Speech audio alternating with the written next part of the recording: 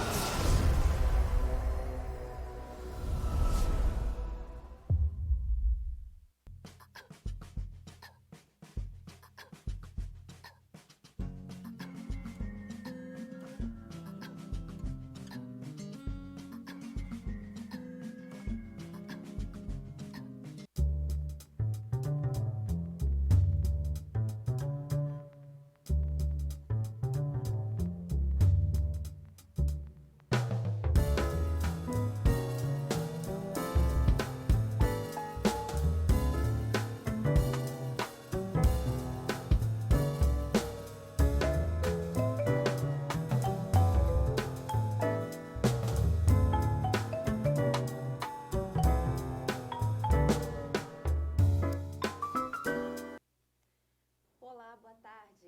Estamos entrando no ar, estreando o nosso programa Esquadrão Cidadão. Muito bem-vindo, muito bem-vinda, muito obrigada por estarem aí do outro lado conosco. Pedimos que fiquem até o final e nos acompanhem nessa nova jornada. Uma boa tarde a todos. A gente gostaria de agradecer a audiência dos senhores, do senhor, da senhora.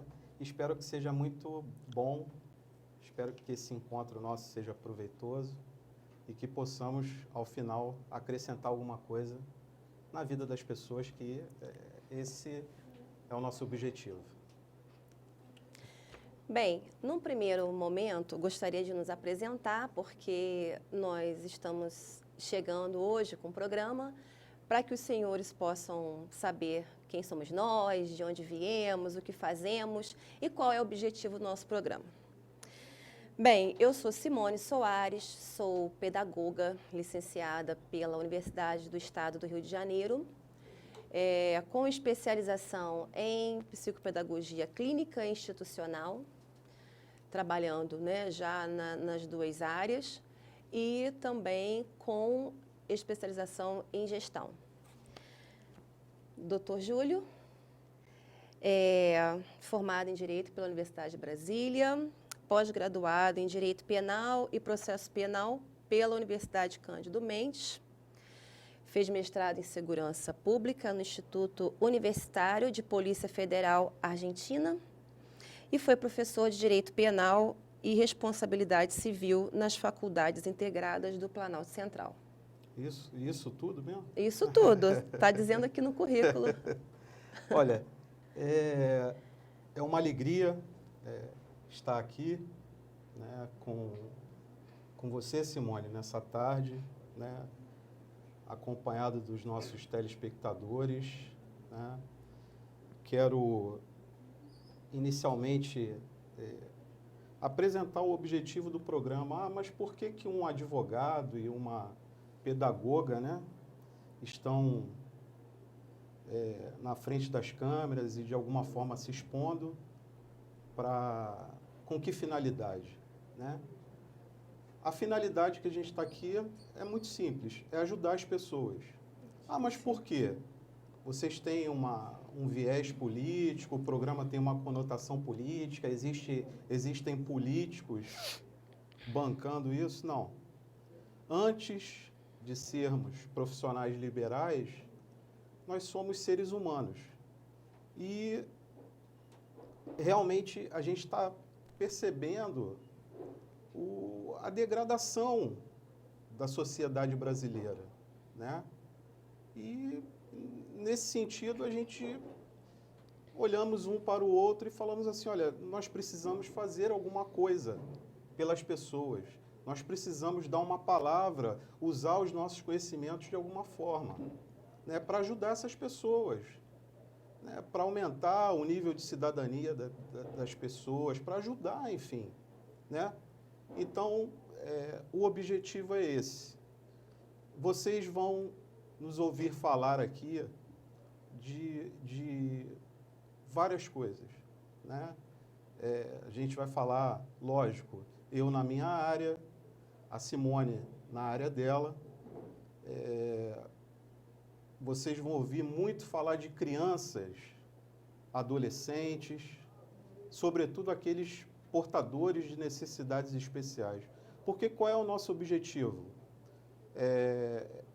Lógico, manter uma discussão qualificada, então a gente quer o público qualificado, sim, da região dos lagos, né? Mas a gente quer atender principalmente aquele senhor que está lá na frente de trabalho, que não teve a oportunidade de formar-se, de estudar mais um pouco, porque teve que trabalhar para sustentar a família, e que, respeitosamente, quer adquirir um pouco mais de conhecimento, ser uma pessoa melhor, um cidadão melhor.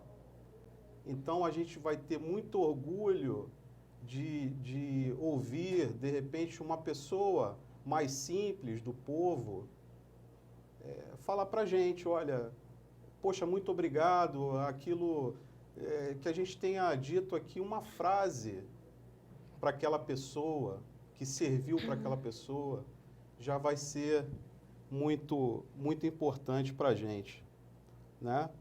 Então, eu gostaria, nesse primeiro momento de apresentações, de agradecer a você, Simone, pela oportunidade que você me dá de seguir junto com você aqui nessa caminhada, né, nesse desafio para a gente. Nós nunca falamos em uma TV, né, nós nunca alcançamos essa quantidade de pessoas que tem aqui o público da Jovem TV, né? E gostaria de agradecer muito a você por caminhar comigo aqui nesse desafio para a gente, né? Você que é uma profissional qualificadíssima, né?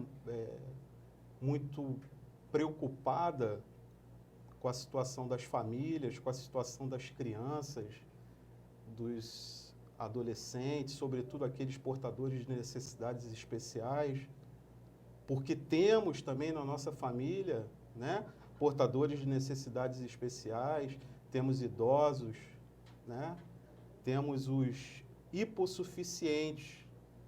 Ah, mas o que são os hipossuficientes? São as pessoas que, de alguma forma, têm uma fragilidade, né? O trabalhador diante do empregador, o consumidor diante das grandes empresas, né? E o idoso diante de uma sociedade mais jovem, né? A criança portadora, a criança e o adolescente, o adulto portador de necessidade especial, eles estão numa condição de fragilidade diante da sociedade. Então, essas pessoas é que a gente quer ajudar, né? Razão pela qual a gente resolveu, de alguma forma, dar a cara aqui para bater, para passar um pouco de informação qualificada para as pessoas. Bom, dito isso, Simone,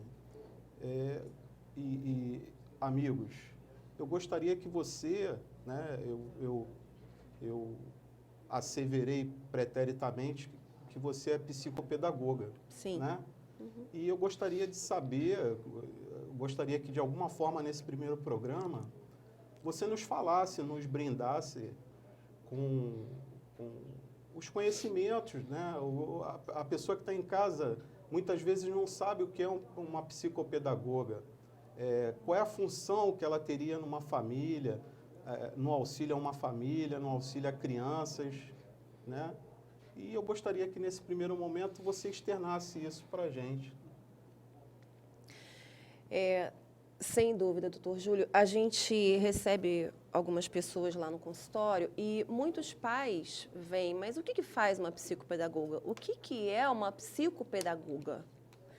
Bem, A psicopedagogia é um campo de atuação, é uma área, né, até de acordo com o Código de Ética da Associação Brasileira de Psicopedagogia, diz lá claramente que é um profissional que vai trabalhar com a área da saúde e da educação. Por isso o nome psicopedagogo, psicopedagogia.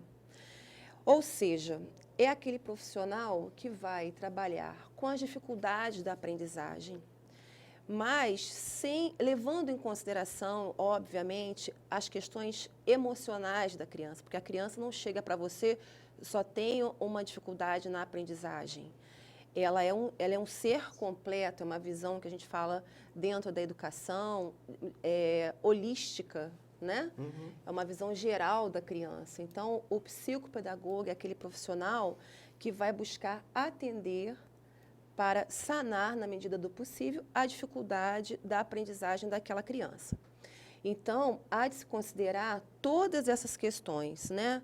A criança, o sujeito, a família, o contexto em que ela está inserida, a escola onde ela está estudando, toda a situação dela desde o ventre.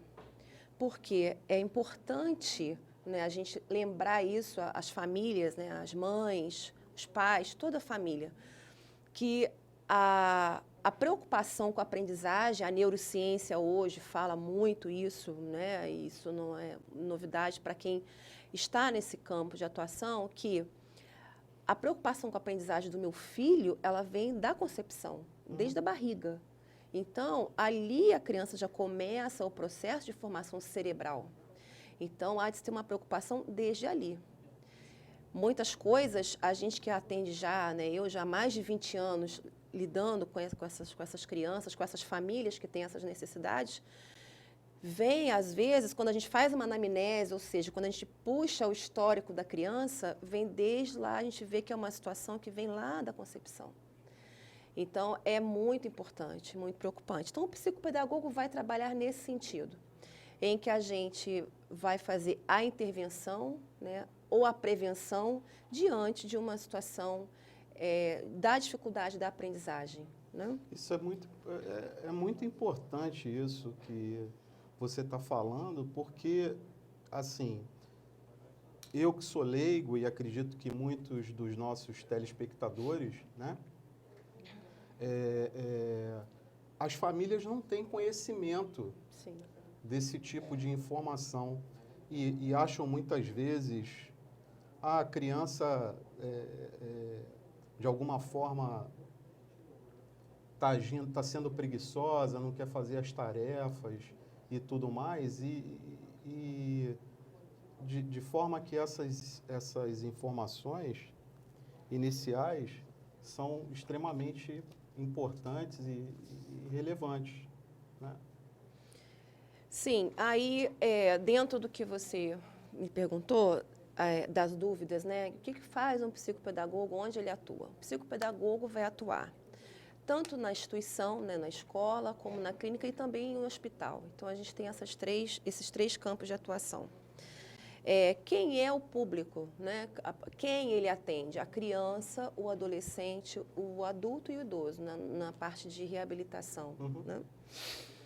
Agora, é muito importante quando você fala em dúvidas, né, doutor Júlio, das famílias, né?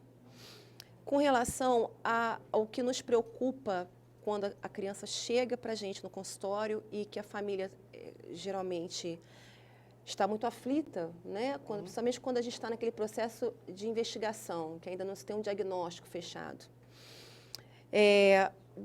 E isso aí que você falou também, da criança às vezes parecer uma preguiça, né? Ah, meu filho tem preguiça de estudar, meu filho não para quieto para estudar, né? Ah, não, é porque ele é assim mesmo, enfim.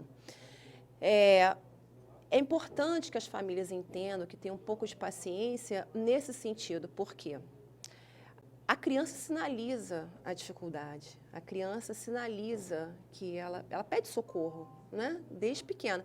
Então, o que a gente, família, pai, mãe, tem que ter o cuidado é isso, que existe uma diferença de dificuldade de aprendizagem para distúrbio ou transtorno de aprendizagem.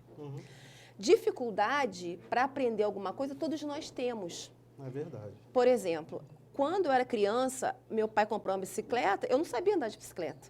Meu pai me deu uma bicicleta, colocou uma rodinha pequenininha, adaptou, e eu fui ali dando as primeiras pedaladas, e aí, às vezes caía, às vezes levantava, mas com o tempo e com o treino, eu consegui aprender. Assim como quando a gente vai dirigir, né? Quando aprende a dirigir, você nunca pegou um carro?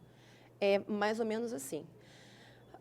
Então, mas é uma dificuldade para você aprender algo novo, né? Que fica um tempo, depois de um treino, você sana aquela dificuldade. Isso é uma dificuldade para aprender, que todos nós temos. Sim.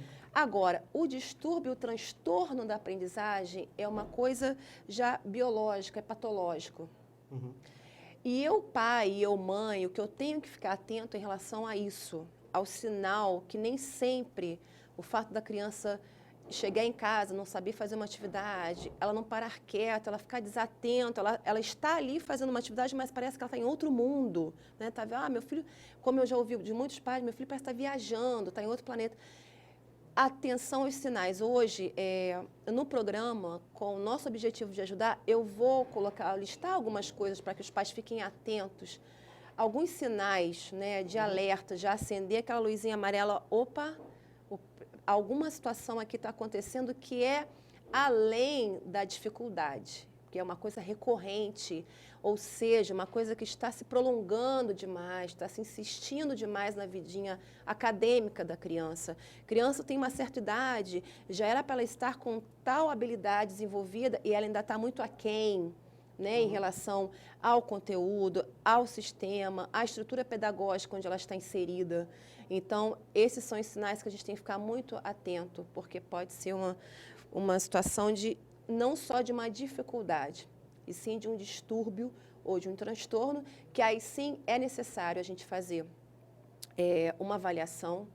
Às vezes é possível que você, procurando um profissional, você já consiga ser direcionado, ou em alguns casos é importante que a pessoa passe por uma equipe multidisciplinar, que a gente chama, né? Procurar um psicopedagogo, em primeiro lugar, que seja a pessoa mais próxima, ele vai encaminhar, se for o caso, vai fazer uma avaliação. E aí ele vai encaminhar para um neuropediatra ou para um psiquiatra infantil. Questões de fala, vai encaminhar para um fonoaudiólogo. Questões motoras, para um psicomotricista, para um terapeuta ocupacional. Questões emocionais, para um psicólogo. Por Certo. isso a importância, né? Por isso que a gente fala psicopedagogo, a saúde junto com a educação. Eu confesso que fiquei surpreso da complexidade, talvez Sim. até da importância, né? Porque a gente, quando pensa na criança, ou pensa na criança na escola, a gente não tem essa dimensão, Sim. né, Simone? E assim, quem é que faz esse apontamento inicial, se a criança tem uma necessidade? É a própria escola que faz isso? Sim, outra coisa muito importante, doutor Júlio, você me colocou uma coisa muito importante agora, interessante, porque muitas vezes pais, quando a escola chama, encaminha para alguma situação, é muito importante dar ouvidos a este encaminhamento, porque é o que a gente fala, tudo que você resolve precocemente dentro da vida escolar de uma criança, você consegue muitas vezes alcançar, né, dentro, lógico, da possibilidade de cada um, né, coisas muito além do que você conseguiria do que você consiga, do que se você tivesse, do que se você simplesmente não dá razão a isso, não dar ouvidos. Porque, às vezes, o pai fala assim, não, é só preguiça, como a gente estava falando anteriormente, sim. né? Mas são questões que precisam ser sanadas rapidamente para que a criança tenha, né, uma possibilidade de viver uma vida acadêmica com prazer e com felicidade, porque às vezes aquela criança já tem um rótulo, né, até pelos próprios colegas, Sim. infelizmente, ele fica sempre atrasado, ele nunca termina a atividade no tempo, né, que a professora passou. Sofre bullying. Sofre talvez, bullying, né? sim, ou é uma questão que a gente quer mais para frente falar, né? Então, assim, são questões muito pontuais, né, que a gente, como família, fica atento, né? Se a escola sinaliza, se o professor do seu filho sinaliza, quem está com ele o tempo todo, e é na escola, exatamente, algumas situações de transtorno, de distúrbio, aparecem já desde pequenininho pelo comportamento, Certo. né? Ou pelo atraso da fala, enfim, a gente vai falar isso mais para frente. Deixa eu te perguntar uma coisa. A pessoa leiga, né? Eu não entendo. Essa é a sua seara. Os pais, de alguma forma, negligenciam por medo assim, em momento inicial, quando existe uma informação do professor? Sim, infelizmente, porque é muito difícil, a gente que lida com pai, assim, a família fica muito sensibilizada, né? É muito difícil você dizer para um pai, ó, tem uma situação que a gente precisa cuidar, Certo. né? Claro que, então, para a família receber, por isso que muitos negligenciam esse encaminhamento que a escola, que a professora sinaliza, porque é difícil para você, pai, família, verdade. dizer assim, eu tenho uma situação dentro da minha casa, eu tenho um filho que requer um pouco mais de mim na situação. O pai trabalha o dia inteiro, a mãe trabalha o dia inteiro, não tem tempo, enfim. São questões complicadas, mas é um alerta e um pedido. Pais, tenham cuidado e atenção quando for pontuado para vocês qualquer coisa. Sinalizou, ó, busque a ajuda de um profissional sério, né, que vai cuidar e vai auxiliar a criança para que ela passe esse processo, né, com uma estima mais elevada, né, porque a criança sofre muito. A gente que acompanha tanto no consultório quanto dentro da escola, a gente vê, é muito sofrimento para a família, mas principalmente para a criança. A criança que sofre primeiramente, porque ela está lá, tadinha, dentro da escola, ali lutando para poder dar conta daquilo que ela não dá conta e não é culpa dela, na maioria das vezes. É verdade. É uma coisa que vai além. Olha, nós vamos fazer uma paradinha agora para o comercial. Tomar Já água. voltamos.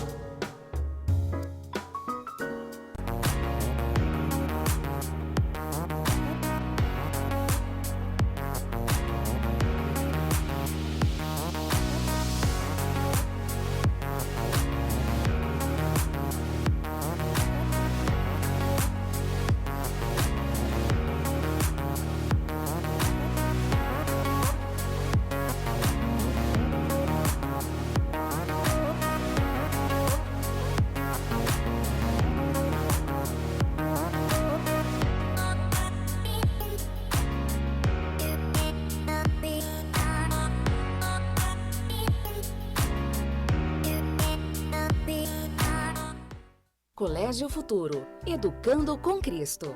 Nossa missão é educar com amor, transmitindo conhecimentos que possibilitem a formação de cidadãos com caráter irrevogável e formar profissionais preparados para enfrentar os desafios do mercado de trabalho. Possuímos uma equipe de profissionais qualificados, ensino de qualidade, laboratório de raciocínio lógico, robótica expoente e uma ótima infraestrutura, da educação infantil ao ensino médio.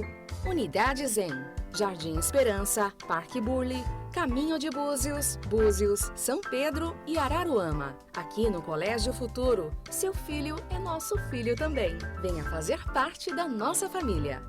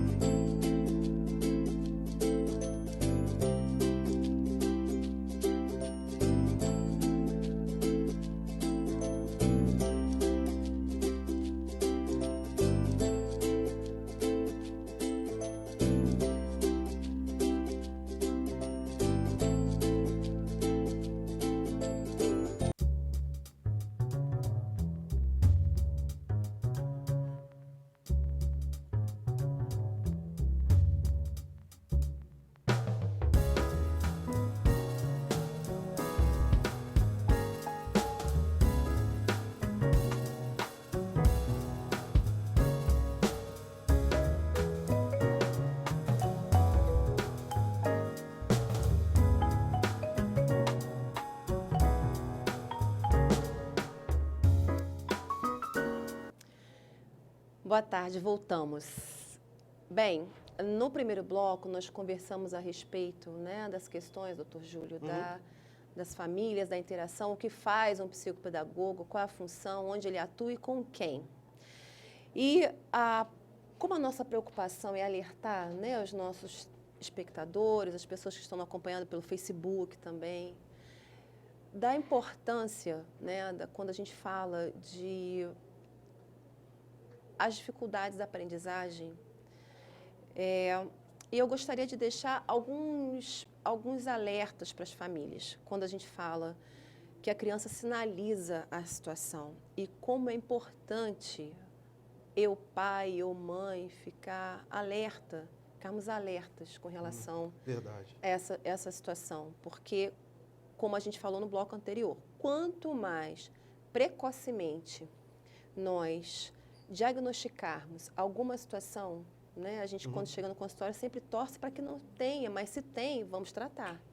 Vamos cuidar o mais rápido possível, com o profissional correto, né, para poder a gente sanar essa situação com relação à criança, né, cuidar dela, para ela caminhar bem e feliz, tranquila, na sua vidinha escolar.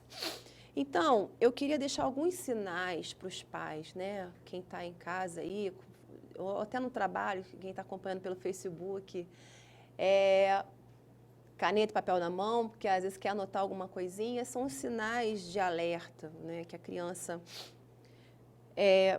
escrevendo muito errado, quando a criança está trocando muito de letra, quando a criança troca muito a letra, até os 8 anos de idade, a gente diz que é normal, né, teoricamente normal, porque a criança ainda está naquela fase de alfabetização, encerrando a fase da alfabetização.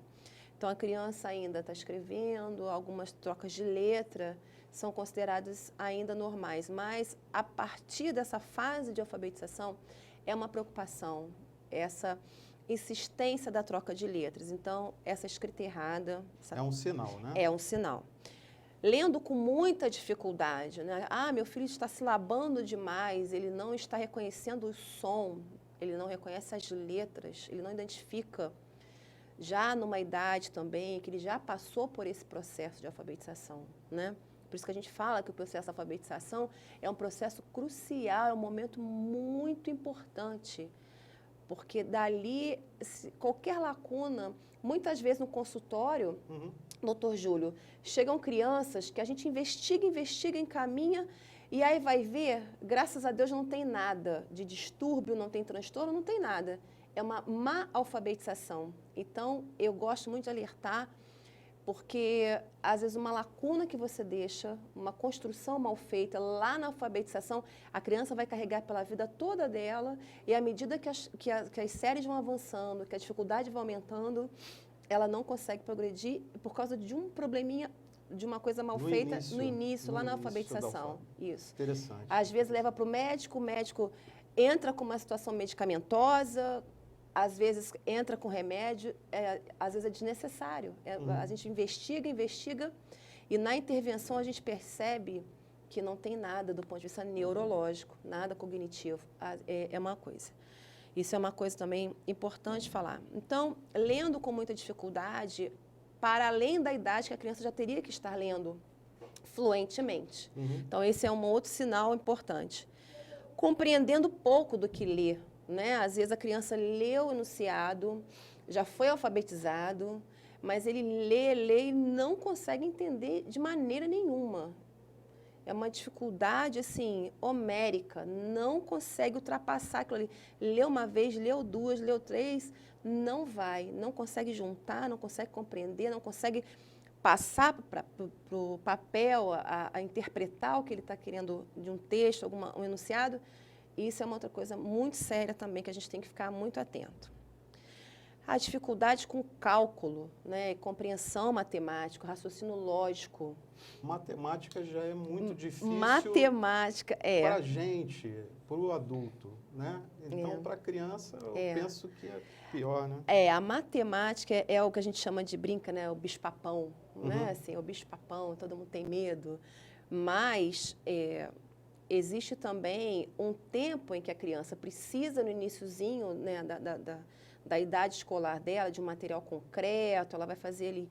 Mas, à medida que as séries vão avançando, à medida que ela vai evoluindo de série, ela já tem que ter essa habilidade de um raciocínio mais abstrato, um raciocínio mais lógico, matemático.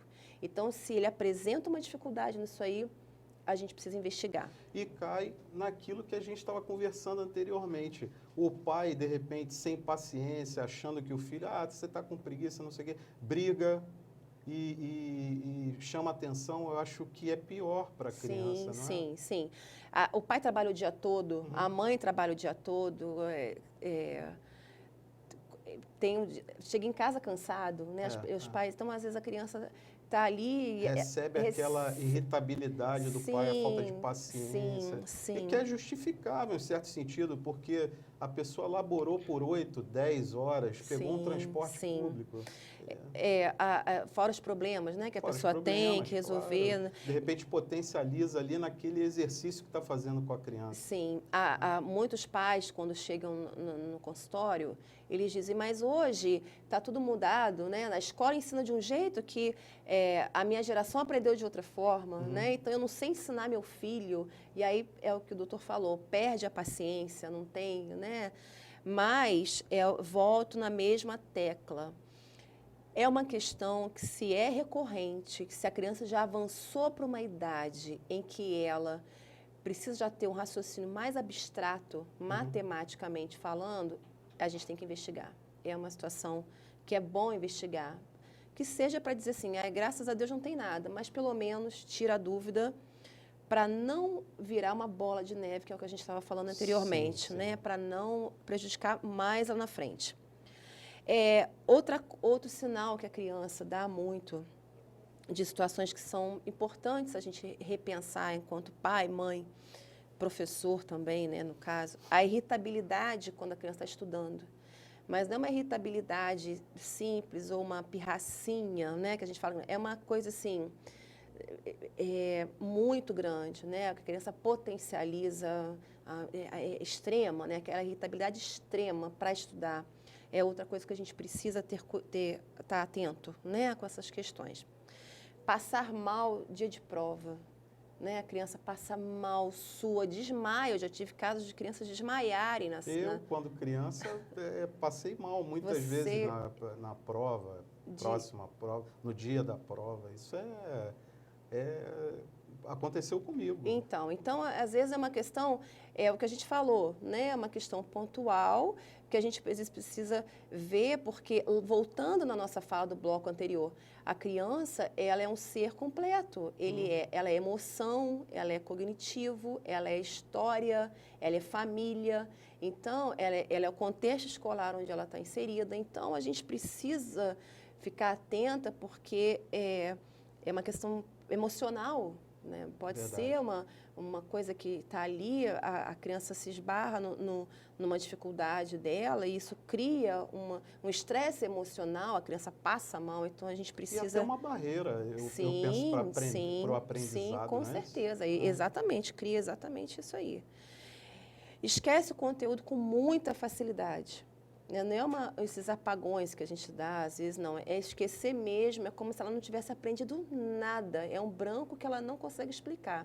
É outra situação, né? Como assim? A professora não explicou? Não entendi nada, não absorvi nada, né? Isso é uma outra coisa muito importante. Não consegue copiar do quadro. Quando a criança está lá no quadro, passa do quadro para o caderno. Ela não consegue transcrever a letra enorme, o caderno é confuso, é bagunçado demais. Outro sinal, a gente precisa ficar atento com relação a isso.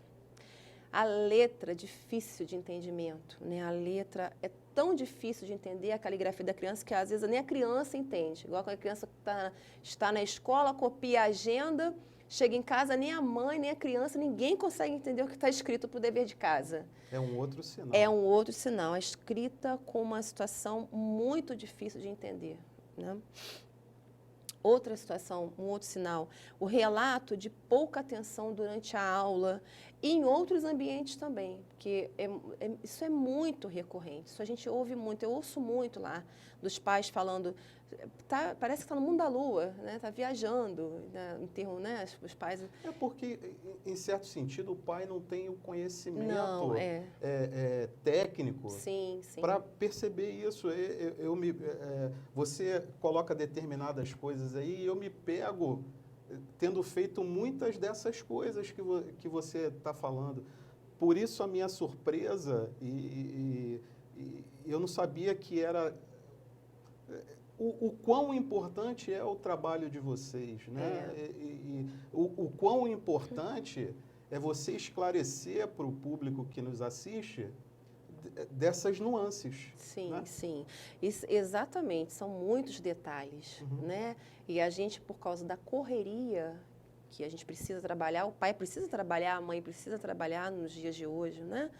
E passa despercebido muitas Verdade. vezes. Então, por isso que eu volto na mesma tecla, fiquem atentos aos sinais, a criança sinaliza. Então, com relação à desatenção, né? Tudo, quando a gente fala, mas não é uma desatençãozinha, assim, tá distraído, porque hoje é uma geração que está muito ligada a tudo ao mesmo tempo, ele está no computador, ele está no tablet, está no celular, então, é uma desatenção que você percebe, você pai, mãe, que não é só no ambiente escolar, é fora dele também, né? Então, às vezes, está no shopping, a criança parece estar viajando, está na praia, fala com ele, então...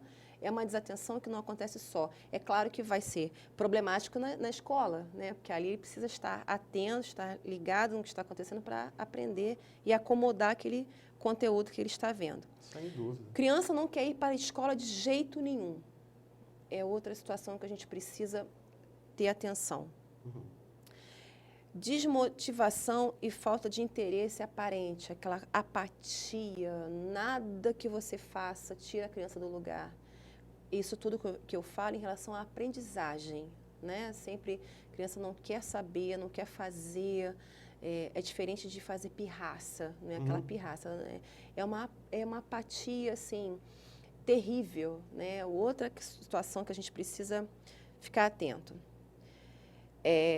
Quando a criança tem uma dificuldade de aprendizagem em relação ao método pedagógico na escola onde ele está, né? Outra situação. Pouca motivação para aprender também, né? E problemas afetivos e condutas dentro e fora da sala de aula também são questões. Não, que a gente...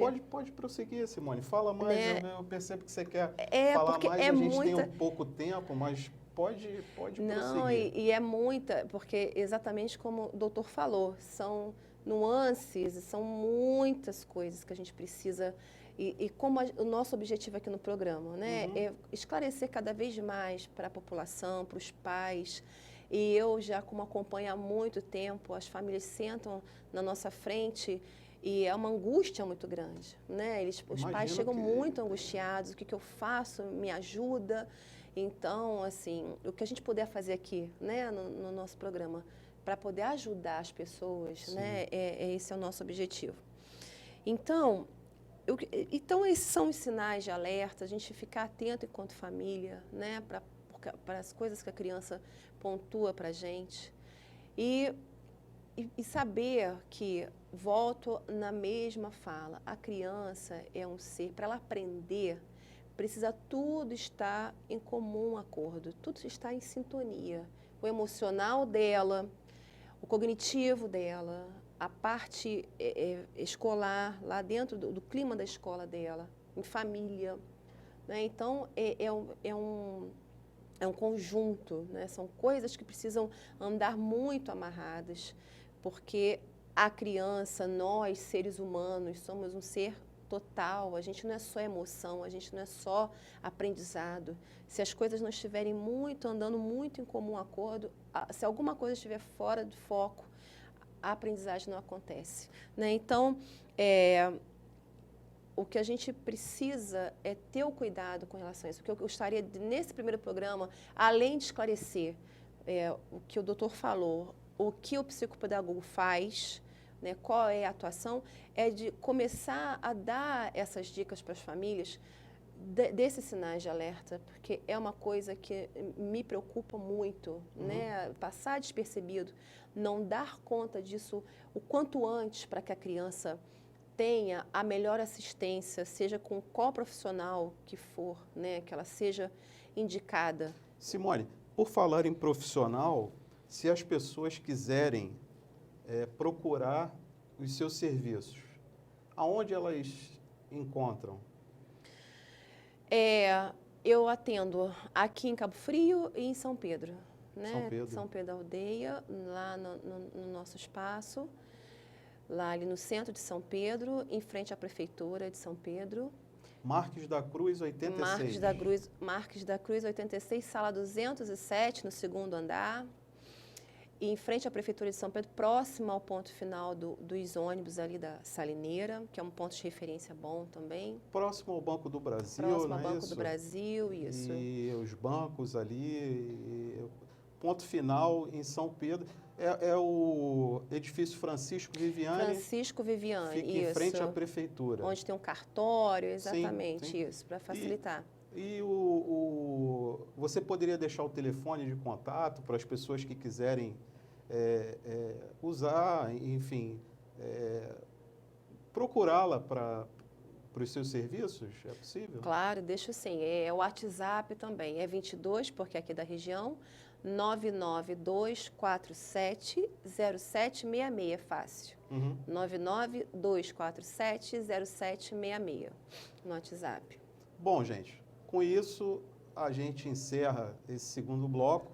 Pedir ao Heitor para chamar o comercial.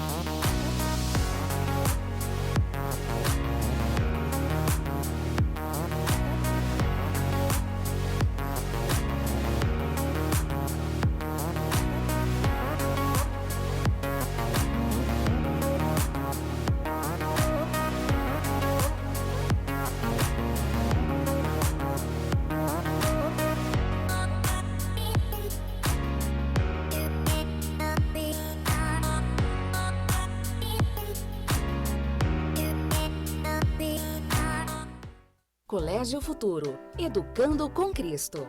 Nossa missão é educar com amor, transmitindo conhecimentos que possibilitem a formação de cidadãos com caráter irrevogável e formar profissionais preparados para enfrentar os desafios do mercado de trabalho. Possuímos uma equipe de profissionais qualificados, ensino de qualidade, laboratório de raciocínio lógico, robótica expoente e uma ótima infraestrutura, da educação infantil ao ensino médio. Unidade Zen, Jardim Esperança, Parque Burle, Caminho de Búzios, São Pedro e Araruama. Aqui no Colégio Futuro, seu filho é nosso filho também. Venha fazer parte da nossa família.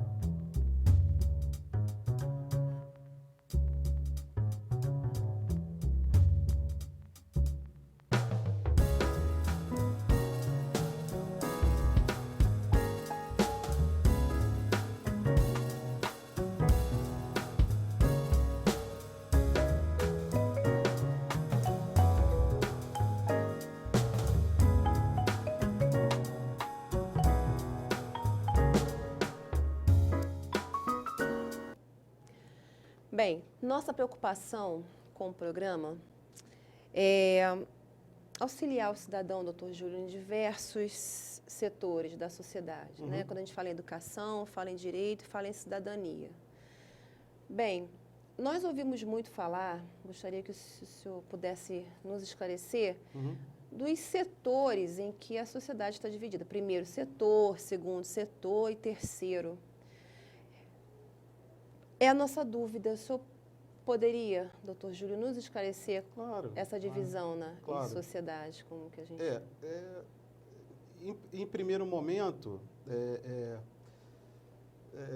seria necessário uma pequena digressão, mas em razão do nosso tempo, eu vou direto ao assunto. Tá? Os setores da sociedade são 3. Né? O primeiro setor é o Estado. Né? É o Estado em seus diversos matizes aí, nível federal, estadual, municipal, né? Com os seus órgãos, os poderes, legislativo, executivo, judiciário e tudo mais. Né? Então, o primeiro setor é o Estado. O segundo setor, né, são as concessionárias e permissionárias de serviço público. A gente ouve falar muito nisso, primeiro setor, segundo setor, terceiro setor, e as pessoas ficam perdidas. Né? Então, como o objetivo aqui é atender a um público qualificado, mas principalmente atender aquela pessoa que não sabe, isso é uma informação, em certo sentido, específica. Né? Então, não custa nada a gente esclarecer aqui. O segundo setor são as concessionárias e permissionárias.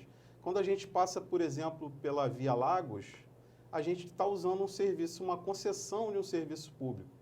O Estado coloca ali à disposição, a meu sentir, erroneamente, porque em outros países o Estado dá subsídios para que se preste aquele serviço público.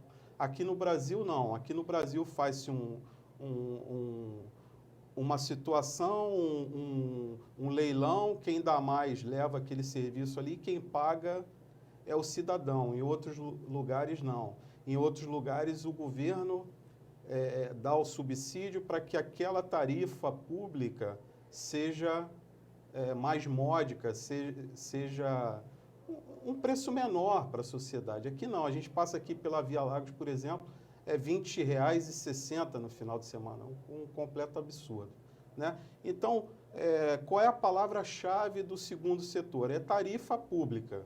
Né? São particulares, parcerias público-privadas, onde a permissionária ou a concessionária de serviço público vai prestar aquele serviço para a população.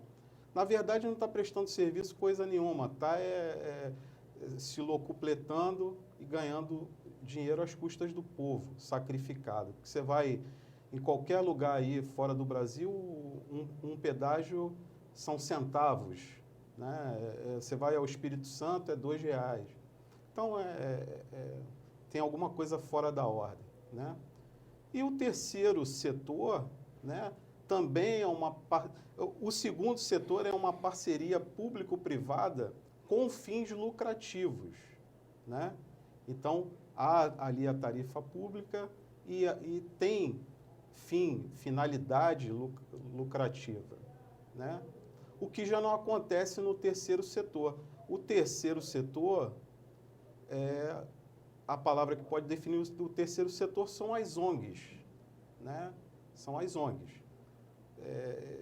Parceria público-privada sem fins lucrativos. Isso em linhas gerais. Né?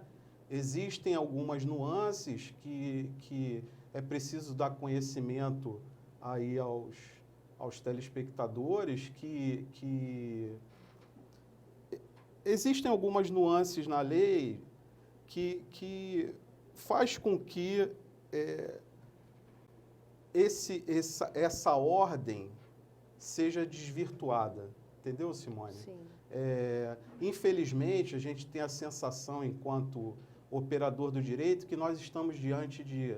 Eu estava até conversando isso com o Heitor antes de começar o programa, né?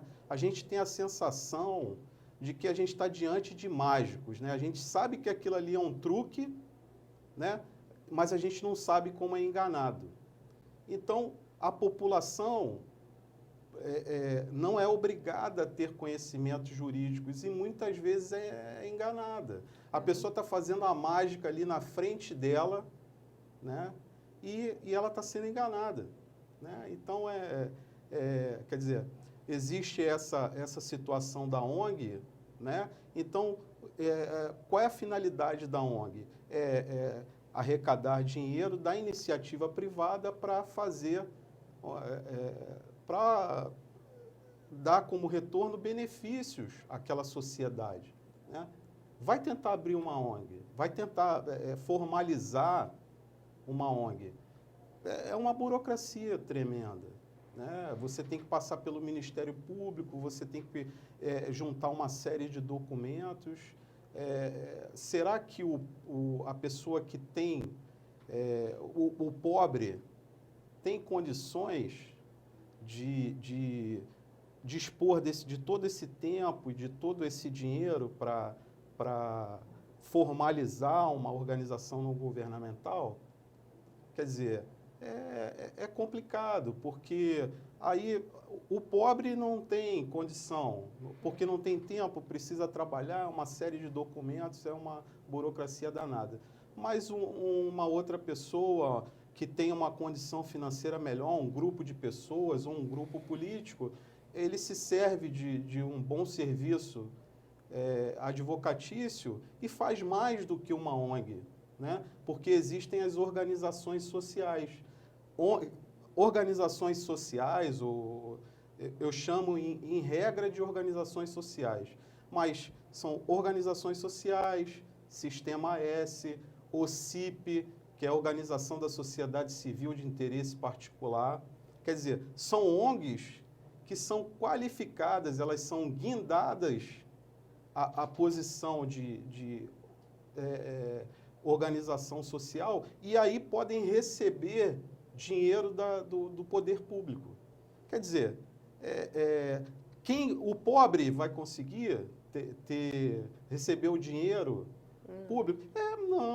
Não vai. Então, quer dizer, são situações, você quer ver um exemplo que me ocorreu aqui? A Constituição, ela prega o direito de ir, vir, estar e permanecer. Então eu posso ir e vir a Maceió, eu posso ir e vir de qualquer lugar a qualquer lugar do mundo, né? O pobre pode.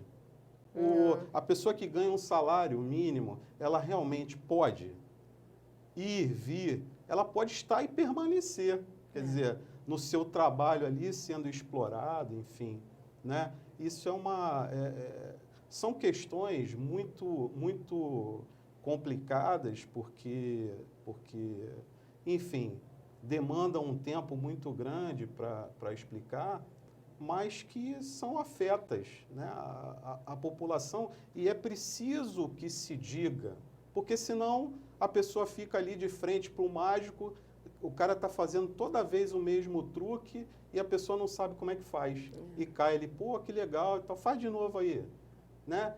Seja reeleito de novo aí, né? Reeleito de novo é redundância. Seja reeleito, faz de novo, sabe? Ocupa esse cargo aí de novo. Então, né? A gente está cansado de ver mais do mesmo, né? Então, a gente fez aqui uma singela... são singelas colocações, mas que aquela pessoa mais simples não sabe, né? E a gente espera, sinceramente, que possa ter alcançado, de alguma forma, alguém essas informações e que as pessoas, e que a gente, de alguma forma, faça a nossa parte para ter uma sociedade melhor, que é isso que a gente espera.